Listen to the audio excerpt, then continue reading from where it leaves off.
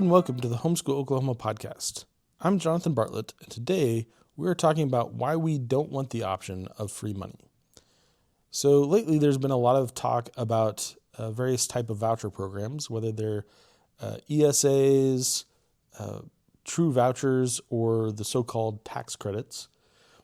And a lot of people say, okay, well, we understand why you might not want to take the money yourself, because they recognize we've said for a long time that with government money comes government strings. And we've said that for a long time. But the argument is always, well, even if you don't want government strings, why don't you allow the option of somebody who really needs the money to take part of this? And so they're like, after all, if you don't take the money, you won't get the strings. Now, to begin with, I would doubt the premise of that to begin with. If there was a regular understanding that homeschoolers were taking money with strings, it actually would invite government regulation on the whole community. But even taking their argument as it stands, I want to point out that even if you personally don't take government money that has strings attached, even having the option of taking government money with strings attached can lead to problems in the homeschool community. Even if you yourself don't take the money, you will be impacted. So let me outline several of the ways this will happen. So to begin with, I want to talk about the presumption of why people homeschool. Okay, so homeschooling has had a kind of a resurgence in acceptability over the past several years. A lot of people recognize it as a valid schooling option, but there's still people who disagree with us. And at the end of the day, most people recognize that no matter what, the people who are homeschooling are at least doing it for the right reasons. They're doing it because they're trying to help out their children. Now, they might disagree with us as to whether or not we actually are helping out our children, but they recognize that that is at least our goal. And so why do we get this presumption? Well, the fact is that homeschooling is not kind of the easy option. So let's say that instead of having good intentions, that I was going to be a selfish person. If I was a self-serving person, in the current environment, what would I do? Well, in the current environment, if I'm a self-serving person, the easiest thing to do is just to send my children away to the free option that takes care of my kids for free all day long and meets their needs all day long, and I don't have to do anything. They get free food, they're taken care of, they get educated, and I don't have to do anything. So there's no reason really to fake homeschooling. If you want to be self-serving and indulgent, having kids around is not the best way to do it. So now let's imagine the same self-serving person, but now let's put them in an environment where the government supplies significant money for homeschooling. So what do you think self-centered people are going to do in this situation? I can guarantee you that if you had an expansive homeschooling voucher-like option, you're going to encourage immoral people to pretend that they're homeschooling to collect a paycheck. So this will actually bring the worst of both worlds. So for children of immoral parents, school is probably the best place for them to be, but they're going to be pulled out of school to fund their immoral parents' lifestyles. And the true homeschooling parents are now going to be viewed with suspicion as if they're stealing public money to fund their personal lives. And this doesn't matter if you personally took the voucher or not. You can't show your tax return and say, see, I promise I'm not one of the freeloaders. No one will know. No one will care. We'll all just be lumped together. And this will attract freeloaders to our movement. And so you can't just assume that somebody who is, you could no longer assume that someone who's in the homeschooling movement is doing it for the right reasons. We will be attracting freeloaders so that it might be a good question whether or not the person is really homeschooling or if they are just being neglectful. So if you think Child Protective Services is a danger now, wait until homeschooling becomes the bastion of government freeloaders. In fact, I had a personal conversation with a legislator on Capitol Day, and he said that he thought that the reason why Swope's bill last year, if you remember, that came about to regulate homeschooling in a very draconian way, that it was actually a reaction to people who were abusing the foster care system in a very similar way. And so the idea would be is that if homeschoolers came the place where neglectful people went to collect free paychecks, that would invite heavy amounts of government scrutiny on everyone who homeschools, whether they took the voucher or not. All right, so that's the first thing.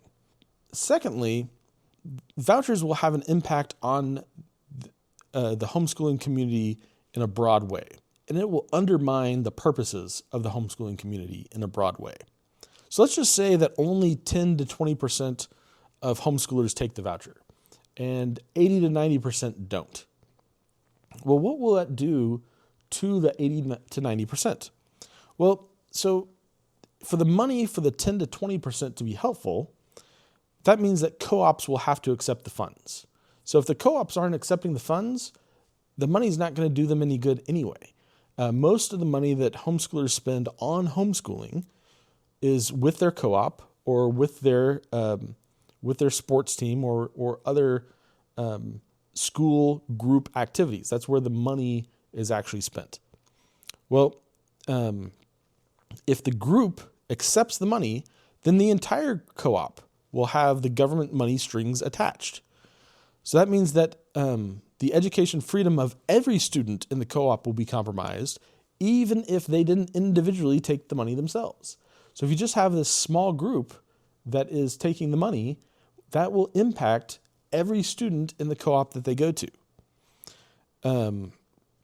It's going to entangle the entire homeschooling ecosystem in a web of government control where every community, every organization, and every business will be asking themselves, how should I shift what I'm doing to accommodate more of what the government is pushing? So this won't just affect the services that are offered. It's also going to affect the price. So if you think about vouchers, what's currently the biggest voucher-like system that the government does? Well, it's probably college. So if you think about all of the government grants for college, all of the government subsidized loans, and so now think about college costs. Is this being helpful to college costs? No, college costs rise at a rate that far surpasses inflation. And why is that? It's because it's receiving government money. Let's even look at K-12 education in Oklahoma. So since the voucher program started in Oklahoma, Oklahoma's private schools have raised their prices significantly. Strangely, in a weird coincidence, some have even raised their prices by almost precisely the amount of the voucher. Strange coincidence. So we know that government funding increases the cost of what it funds. This is a well-established fact, and it's exceptionally well-established in the education market. So sadly, if I'm a homeschooling parent and I don't take the voucher, I can't just go and wave a magic wand and only pay the pre-voucher prices for everything. Again, I'm stuck with the negative outcomes of the voucher, even if I personally never took a single cent. Now, the next thing I want to talk about is something that we don't talk about very often, and that is formation, family formation.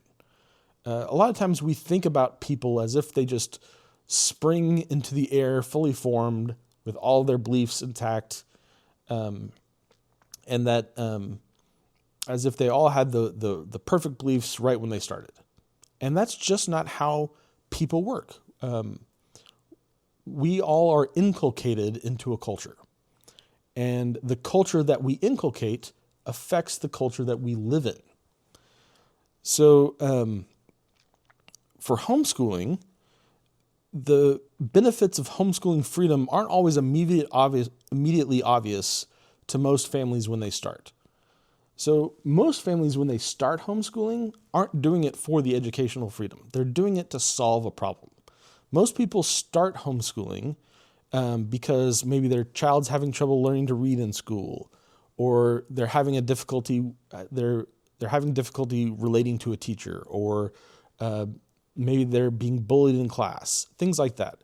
Usually there's some specific problem that causes the parent to pull their student out of class. And these parents are just trying to figure things out. It's only later that they realize, wow, this is amazing. I had no idea what education freedom can do for my family. See, they all start out just trying to replicate the public school experience at home.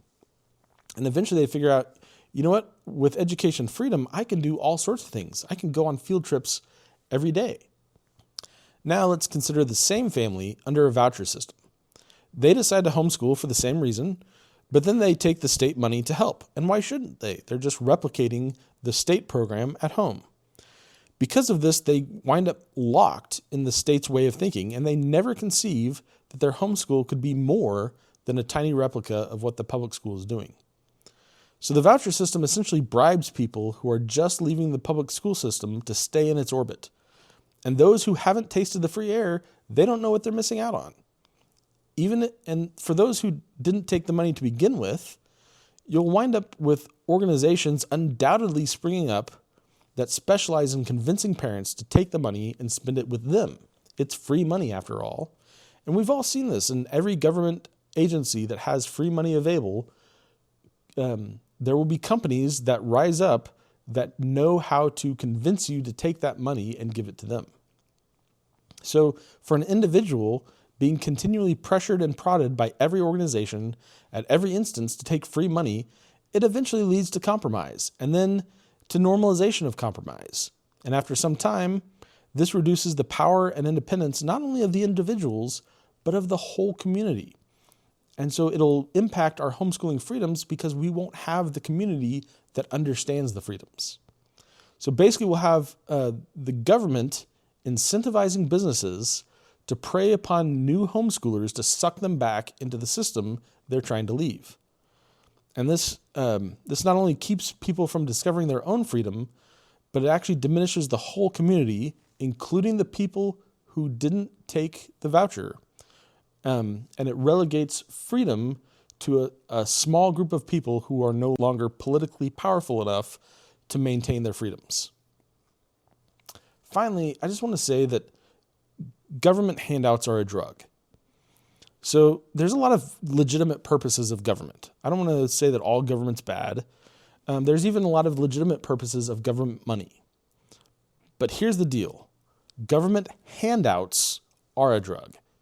And once you're addicted to the money, you can't let it go, even if you realize it is harmful. Additionally, since everyone needs money, a lot of people can't say no. So think about it this way. If a drug dealer comes into our community, we don't just say, oh, that's fine that we have drug dealers, just as long as it's a choice and it's not forced on us and we can say no at any time. No, that's not the way that we deal with drug dealers. The practical fact is that human nature leads many people to make bad choices in difficult moments. If you don't believe me, think about the explosion in the usage of weed since it was semi-legalized. You have people who you never imagined would take drugs are trying weed because it is now legal. And then once someone starts taking money, what does it do? Well, it changes the way families prioritize and spend their money. It changes what programs you choose to involve yourself in. And then, even if we don't start out with strings attached, what happens in the future? Well, once you've realigned your life to this new way of spending money, to this new money that's attached, then when the strings come, it's more than just not taking the tax credit now. You have to fully disentangle your life from your previous choices, and it makes the drug that much harder to refuse. The way I look at it is simple. Government handouts are a drug, drugs are bad, and we don't want legislators dealing in our neighborhoods. So hopefully that gives you some perspective on why Homeschool Oklahoma is against all of these different voucher-like programs, even if we have the option to refuse the money, even if they say that strings don't come as long as you don't take the money. The two facts are, first of all, the strings will come even if you don't take the money. But even if the strings don't come to those who don't take the money, it actually does impact us. And it impacts the whole community in severe ways, restricting the freedom of the whole community. Thank you for listening to the Homeschool Oklahoma podcast. Homeschool Oklahoma is an organization dedicated to preserving, protecting, encouraging, and equipping homeschooling families across the state. Please sign up for our newsletter at hsok.org. If you would like to further help our cause of maintaining homeschooling freedoms in Oklahoma, we hope that you will consider joining with a paid membership as well. Thank you for listening.